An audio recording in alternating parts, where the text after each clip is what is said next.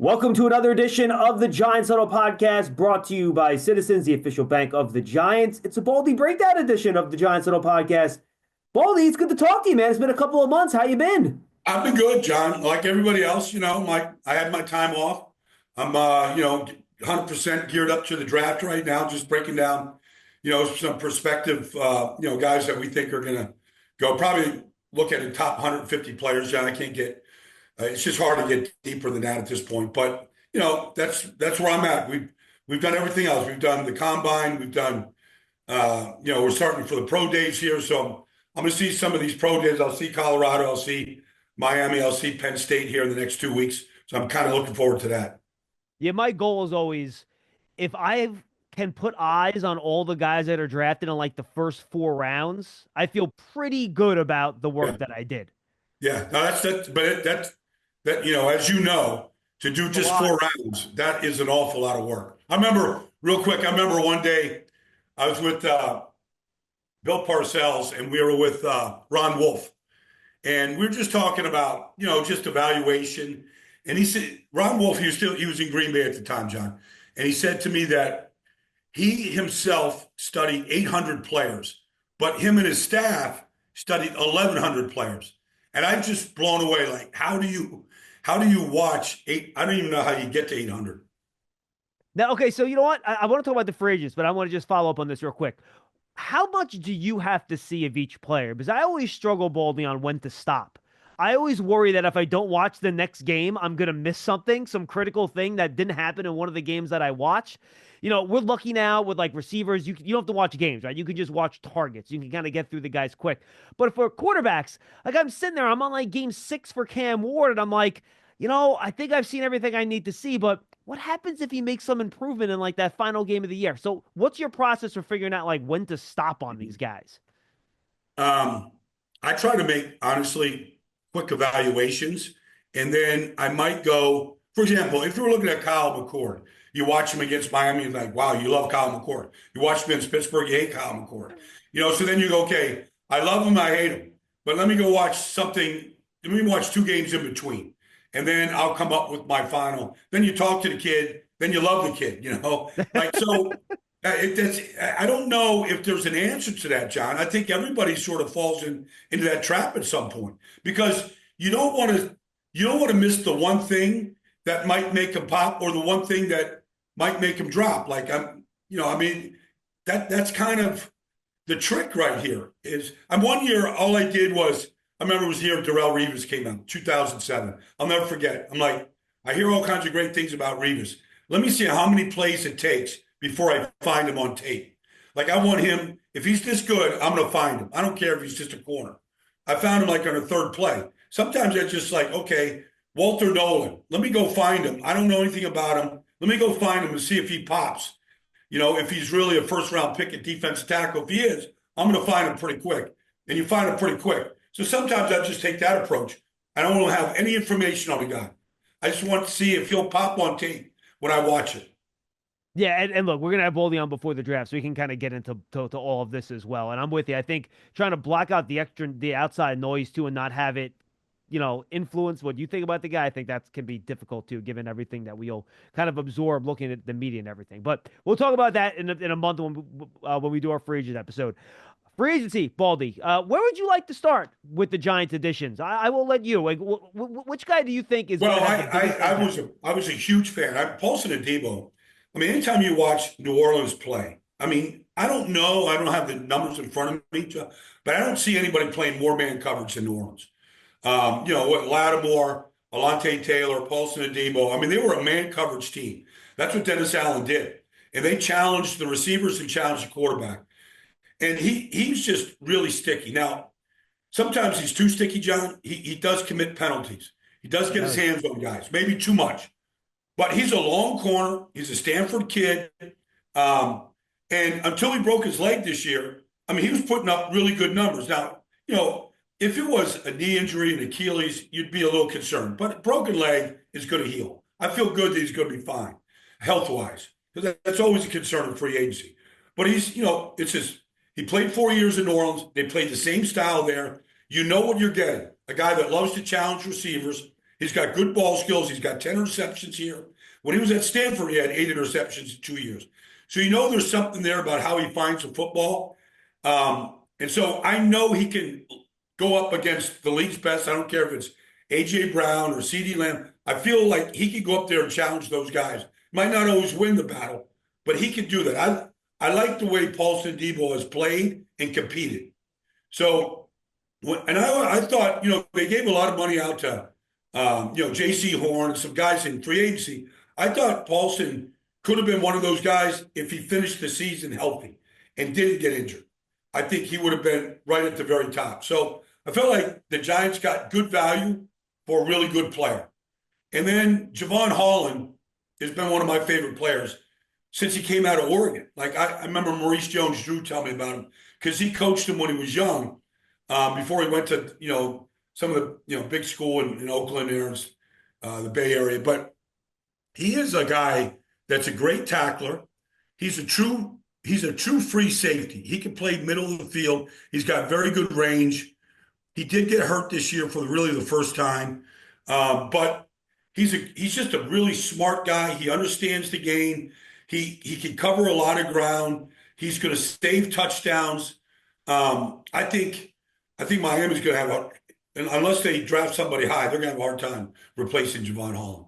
All right, I want to touch on both these guys. Since you ended on Holland, why don't we start there? Yeah. I think what gets me excited about putting Holland with Tyler Nubin, Baldy, is that those guys now could be completely interchangeable, right? Both guys can do everything. They can play deep. They can play a single high. They can play split deep. They can play in the box. Both guys have played in the slot. And when you're trying to run that disguising type of defense that Shane Bowen does, start in your shell and then rotate off of that, I think having two safeties that can do everything, I think really will give him some freedom and allow him to be a little bit more creative with some of his disguises on defense. No question, John. It's a good observation. Like you have to be interchangeable at the safety position. You just do because of all the motions, the shifts, the formations are changing. You just can't constantly. So you see, and Jevon was there when Brian Flores was there, and he really started this whole let's put 8 at the line of scrimmage. We'll drop. We'll come. So Jevon was one of those guys that was blitzing off the edge early in his career, and he was really good at that part. And then, being in the A-gap and getting to the deep half of the field, at the snap, like he's been able to do all of those different things in a variety. Now, they've gone through 3 coordinators in the last 3 years, from Flores to Vic Fangio, and then last year, a new change. So he's played a number of different systems, but I think I think when you start talking about safeties, you have to do exactly what you said. Everybody's playing basically 3 safeties at some point, depending on down distance, red zone, probably for sure, just with all the formations. But if you can pair him with a young guy like Tyler, who had a good rookie season, and a guy that's been around that can help him kind of grow with experience, I think that's going to help. And I think the amazing thing is that Holland is just 1 year older than Tyler Nubin. You wouldn't think, right, that, Nubin's only been in the league 1 year. Holland's entering his 5th. They're only basically 1 year apart in age.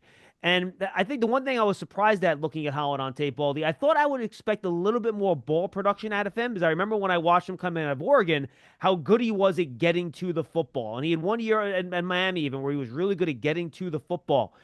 Do you think they can unlock him a little bit in this system with eyes on the quarterback to get his ball production up a little bit? Because remember, Nubin had great ball production in Minnesota too. So do you think you can figure out a way to kind of help those guys get their hands on the football a little bit more?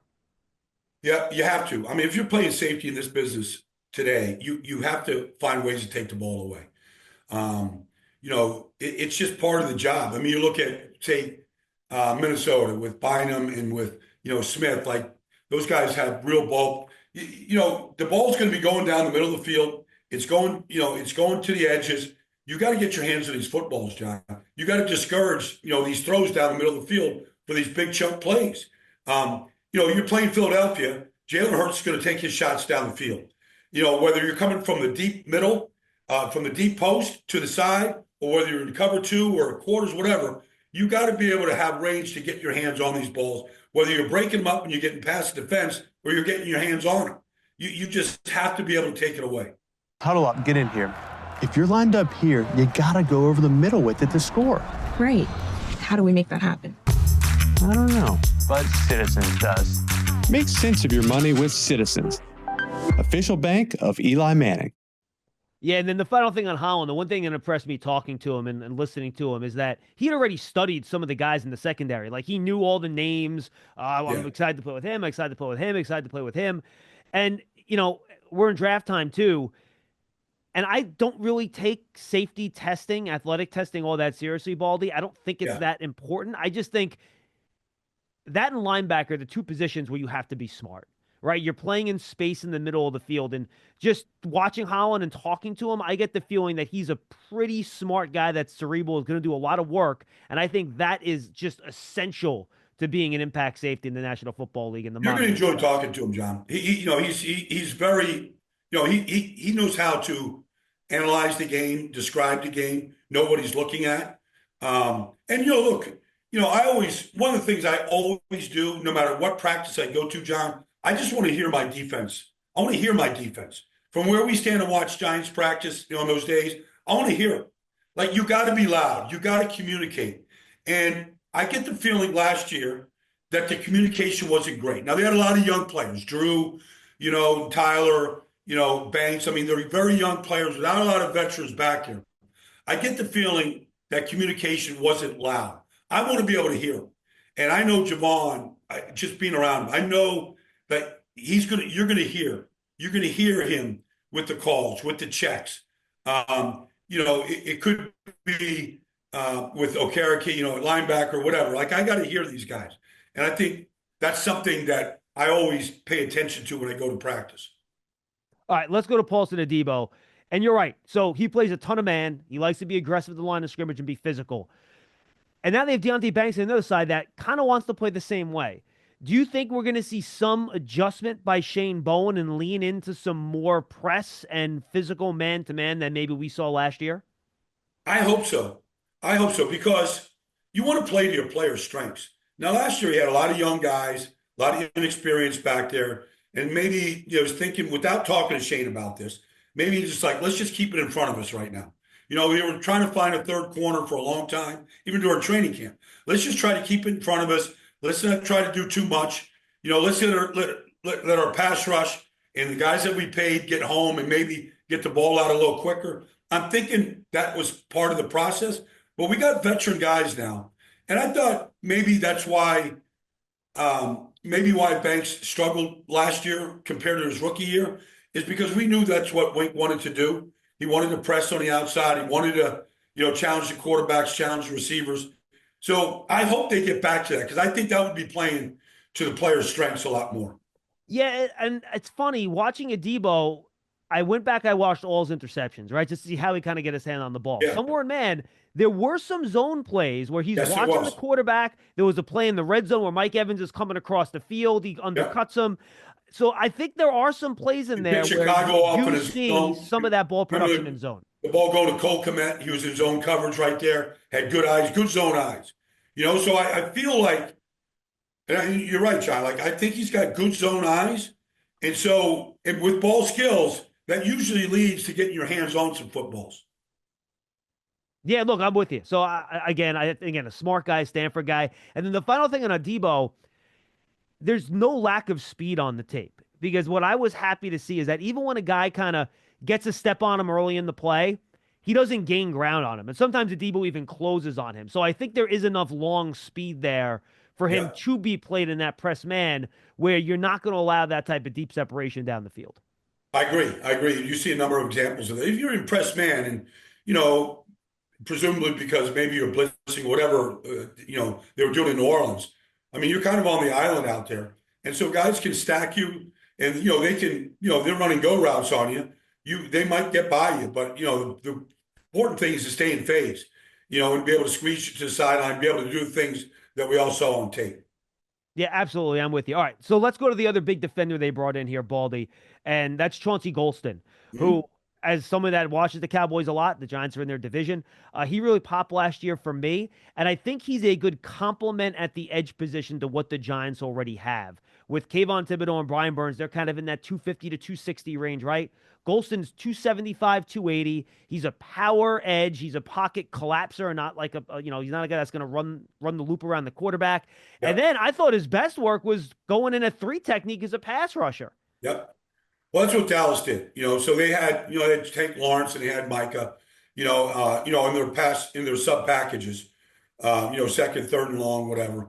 And they rushed him from the inside. And so, but he could line up and be a 5 technique in a reduced front. He could be a 3 technique. He's got position flexibility to him. And you see his length. His length shows up too, which is important. Those metrics for defensive linemen are important. And I felt like, with as dominant as Dexter is, you need pieces around him on the interior. I think Chauncey can be one of those guys that can play a variety of roles right now on that front. Yeah, in one place I remember, I think it was against the 49ers, and I think it was Sean, I'm trying to remember who, it was one of the guards, and he's rushing from the 3 technique, Baldy, and he extends his arm, gets it right into the NFL shield on the guy's chest, and he just runs him into the backfield. So that combination of length and power, I think, is what really is the key to everything he does. I agree. And look, it takes defensive linemen. Look, we all watched Dexter Lawrence first couple of years. He didn't do a whole lot. He was just a big guy. But now he's figured it out. Now he's a dominant defensive player, and you got a game plan. I feel like Chauncey Golston is just kind of reaching at that point. Michael was so dominant on that front. He did so much. And, Tank was really good at times. And they had Dante Fowler. They had guys that could get – so – when the quarterbacks were getting flushed, you weren't paying attention to Chauncey Golston. Maybe Odigizua a little bit, who they re-signed. But I feel like they got overshadowed in some part because Michael was so dominant once any quarterback got flushed, regardless who flushed him. So you didn't get the numbers his first 3 years. Mikey got the pressures, he got the sacks. But I felt like he was a part of that early on, even when he wasn't, he was getting a sack in 2023. I felt like he was still getting pressures. And Dallas didn't use him as much in this role as I thought they would when I rewatched. I do like him you can even stand them up as an early down 3-4 outside backer. The Giants have had so many issues stopping the run, Baldy, and they got killed on the edge last year more than you would like. I like him as an edge setter, a guy that can just get his arms on those tight ends and just not let the guy get outside to the sideline. Well, you can't get beat by tight ends if you're a defensive end outside linebacker in this business. You just can't. You have to make tight ends pay. They're not good enough. There's a reason why, ends will play the 7 technique against a defensive, against the tight end. Because even if you try to go outside and they got an angle on you, you should go right through their outside shoulder and ruin them. And so it's just a fundamental to me that my defensive ends and outside linebackers cannot be blocked by tight ends. It's a mentality that you got to have. And it's funny, Bodie, that's what he said when I talked to him. And you guys can find that interview on the Giants YouTube channel, on the Giants Huddle podcast, too. He goes, the first thing DeMarcus Lawrence told me when I got to Dallas, do not let tight ends block you. And that is... But it's when I see it happening, I'm going, they don't understand. They're not good enough. I don't care. Maybe George Kittle, maybe one. But there's not 5 of them in this league that should block my starting end or outside linebacker one-on-one. They're just not good enough. No, I'm with you. If you want to know how to manage 2 minutes of crunch time football, I'm your man. But if you're wondering about a long-term financial plan, you should talk to Citizens. Hey, I can also talk lawn care. I'd like to learn about a mowing routine. Yes, I knew I could help. Make sense of your money with Citizens. Giants Huddle Podcast is brought to you by Citizens, the official bank of the Giants. From game day celebrations to your everyday financial needs, Big Blue fans can get the most out of every moment with Citizens. Learn more at citizensbank.com/Giants. All right, boy, let's go through a couple of these guys real quick. We don't have to spend a ton of time on them. I'll put them in groups. A couple of depth defensive tackles here. Roy Robertson Harris and Jeremiah Ledbetter, 2 guys that come over from Jacksonville. Played a lot of snaps there, and I think the Giants are just looking for some steady run defense to put next to Dexter Lawrence on early downs. Yeah, I mean, look, that's exactly what they are. They're rotational players. And, Roy Robinson Harris, I remember when Urban Meyer went there to be the head coach. I was down there that year, and he liked him. He brought him up to me. What do you think of this guy? I'm like, well, he's just a second-year player, Urban, but honestly, he's got length, he's got some size to him. He can be in your rotation, and that's kind of what he has been in Jacksonville. Same with Ledbetter. So they're just that. They're your seventh and eighth or sixth and seventh defensive linemen on most game days. Are probably not going to start, but they can give you snaps, and that's what you want. I'm with you. All right, let's go to the offensive line. A couple of swing tackles that have played a lot of snaps at right tackle and left tackle. Now, you can argue how effective some of those snaps were, but James Hudson and Stone Forsythe, Hudson coming over from the Browns, Forsythe coming over from the Seahawks. Both guys, ironically, played against the Giants this year in the two games the Giants won. Your thoughts on trying to add a little bit of depth there so the situation isn't quite as dire when Andrew Thomas might have to miss a couple of games with an injury? Well, I think you have more capable people. I mean, you just do right now. And so, Hudson has started at right. He started at left. He's come in like Cleveland has gone through all kinds of issues at the tackle position over the last 3 years. The interior, they've been okay. I mean, actually pretty good. But the tackle position has had a lot of issues. And look, he's filled in admirably. And they've been a run-first team, heavy play-action pass team. You would think no matter what the Giants do at quarterback, that's going to be part of the plan. And he's played well. He's played well in those parts. Now, he hasn't been good enough to go win the job outright, but they've also drafted guys, Jedrick Wills and, some of these guys, DeJuan Jones. They've drafted these guys to be starters. Conklin has been a high-priced free agent. So he's been a guy that has filled in and played capably, at that position. Stone Forsythe, all I've seen him is at right tackle. I don't believe he's played otherwise. I don't think he's gone to the left side. I don't think he's gone inside. He's been a big guy that has played some right tackle there in Seattle and had some success. They haven't had a losing season in Seattle over the last 3 years that he's been there. So he's played on winning teams. Even when Pete Carroll was there, they were kind of a run-first team. I think he's a better run blocker than he is pass blocker. But they have fallen apart when Andrew has gone out. And they just can't afford, and we all know how they try to patch it up when he's gone down over the last couple of seasons. And when he's not in there, they're not a very good front. They needed some veteran guys, especially when you look at Hudson, that can go out there and start for you if you have to. Hopefully you don't get to that, or if they got to fill in and finish a game, at least they got a guy that's capable of doing that right now. Yeah, Forsythe got 220 snaps when Charles Cross was hurt a lot in 2023 at left tackle, but otherwise he has been exclusively on the right side. But he does have some experience there, but I agree with you. I see him much more as a guy that you're going to put on the right side. All right, and then two kind of linebackers, special teams players. We don't got to go deep onto this, but Chris Board, who's at this a long time, he's been with the Ravens on two separate occasions. That, to me, is important because of the way the organization that the Ravens are, that they would bring him back after he left shows you what they think of him. And then Demetrius Flanagan-Foles from the 49ers. Again, I think two guys from two good organizations that'll give you important things on special teams and as a backup inside linebacker. Well, the thing about both those organizations are how they value linebackers.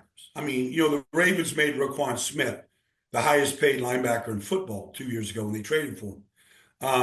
When you look at,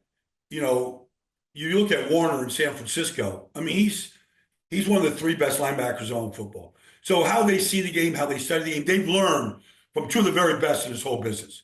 And then I always think this, John. I feel like I know the kickoff return has largely been sort of kind of thrown away here with the new rules. But there's some teams that put the ball in play, and they want to cover kicks. And I always believe your kickoff coverage team is an extension of your defense. Largely, your kickoff coverage team is all defenders. They're safeties, there's some corners, and they're linebackers. That's who covers your kicks. And when for example, in New Orleans this year, they put the ball in play a bunch. And they wanted to challenge their coverage team to tackle inside the 30 and not just give them the 30-yard line. And so I feel like both these guys have come from organizations where special teams in San Francisco was awful last year, and they changed coaches. But in Baltimore, it's always been strong. And so I feel like my backup linebackers, they're covering kicks. That ball's in play. We're directionally kicking it. Let's trap them at the 25. Let's give these guys a chance to go beat some blocks and go cover the kick. It's an extension. No, I'm with you. All right, let's get to the elephant in the room, just so fans understand. We're recording this at 10. Right now, it's 10:27 a.m. on Tuesday. We're going to try to post this today so we don't get behind any of the news. But the Giants don't have a quarterback, Baldy, and they're not the only team in this situation. The Pittsburgh Steelers and the Giants are almost an identical situation. Is that they have Mason Rudolph, Giants have Tommy DeVito. How do you see this thing breaking down? How long do you think Aaron Rodgers is going to wait? Just kind of give me your feel on what this is going. I know nobody knows with Aaron Rodgers. Just give me your feel on what you think, that how this whole thing is going to break down, and what's the ideal scenario for the Giants when all is said and done. Well, I mean, I don't think there's an ideal situation right now. I'll give you a couple things. One, you can always go to the draft. There's two quarterbacks at the top of this draft. You might have to move to go get one, but you might be relying on that. And then you can go out there, and get Jameis Winston as a bridge, something like that. He's out there. You've interviewed him. I mean, there's some guys out there, Joe Flacco, some guys that can help bridge to a rookie quarterback. I would say Aaron Rodgers looks like he's a better fit in Pittsburgh than he is in New York right now, just for what he might be looking for. Russell Wilson, he's going to learn his fourth offense in 4 years here, John, no matter where he goes. Like, I think he can learn an offense. I think he's smart enough to understand his role in any offense. I think he would work well with Brian on the offense and the play calling. He did fall off quite a bit last year. He looked like he was more of a check down quarterback because he's always been a little challenged at seeing the field, John. Especially in the middle of the field. Yeah. The middle of the field has always been a problem. That's why his movement was really important. And look, anybody that's 36 years old, you're not going to move as good as when he came out of Wisconsin, and he was sensational those first 5 years. There's one, like, I'm just throwing this out there, John. There's a guy in New England that I'm really interested in. And I don't know what Joe is thinking or Brian's thinking, but Joe Milton started the final game of the year for New England. I know it was against Buffalo's JV, but he was awesome. And he's talented. His arm is as good as anybody's in his business. I'm just wondering if there's something out there, just because of where they're at, and the quarterback carousel is slowed down to where it's at right now, if there would be any interest in a guy like Joe Milton. Like, I love the kid. He hasn't played a lot. He played week 18. He was great.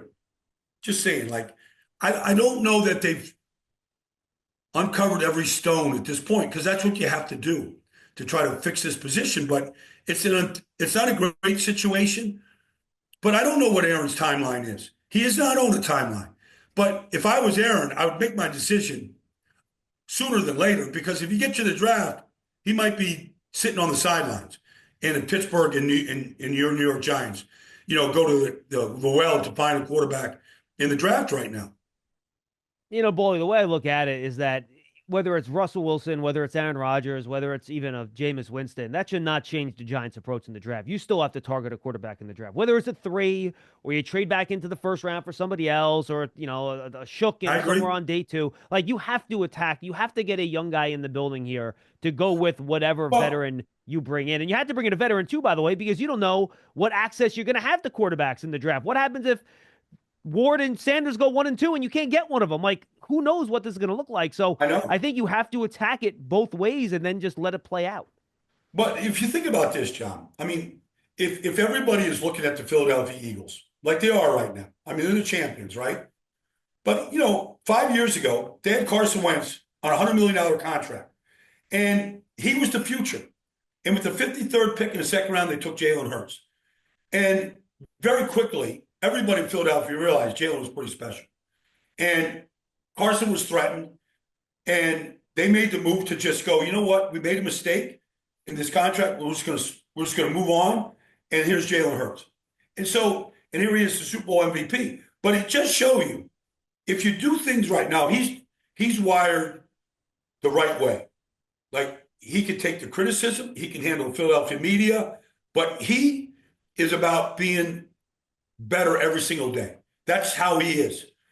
So I don't know if that guy is in this draft or not in this draft. I don't know if a guy with that sort of makeup is there. But it does show you that if you build the team the right way around the right guy, you can have this type of success. Any overall takes about free agency in general, Baldy, outside of the Giants, that you think is telling or important in terms of where the league's heading? Anything that just strike you in general about how free agency went this year? I mean, the quarterbacks went really quick. Once Stafford decided to go back to the Rams, Geno, I mean, all the things, even Daniel Jones, I mean, all the movements that got made, it happened very quickly. It always does. They went quick. But they were younger players, with a familiarity. Pete Carroll knows Geno Smith. So there's a warm person market right there. So you kind of see that, get that filled up quickly.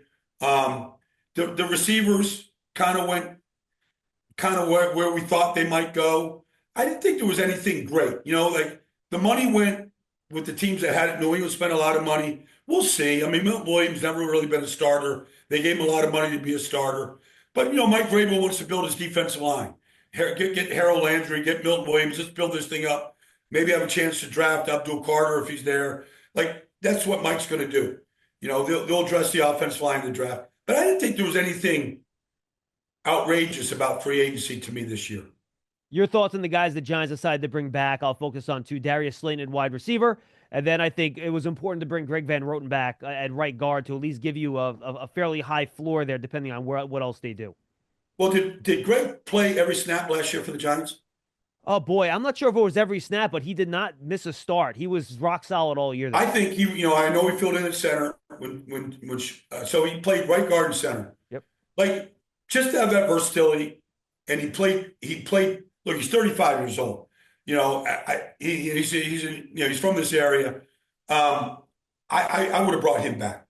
Like, I'm surprised he didn't get taken, but I think Jermaine right now is solid wherever you want to play him. You want to play him at tackle, you want to play him at guard. You got a guy in Van Roten right now that if something happens at center, you can play him. If he has to start at guard, he can. We'll see what happens. At the other tackle position. But I think Darius Slayton, I don't know. Like, I think they just like his speed on the outside. He's familiar. He still can get behind defenses. This is Malik Neighbors' offense right now. The target's going to go there. I was a little surprised, honestly, that they gave him the contract that they did based on the production that he's had. Any other holes that you think, whether it's free agency or then heading into the draft, that you really think the Giants should target and still try to get a lot of improvement? Well, I mean, I think, you can always look at, I know they signed Paulson Adebo, but I mean, you can never have enough corners, whether it's slot corner or outside, you can never have enough right now. And then I'd like to see, they lose Aziz. I'd like to see what they have depth-wise at the outside linebacker position. It seems like it's a little shallow right now. If something happens to Kayvon or something happens to Brian. So it seems a little shallow at that position. And then I don't know what's going to happen to Evan Neal. I don't know if any of us know. Can he go and start at guard and be good?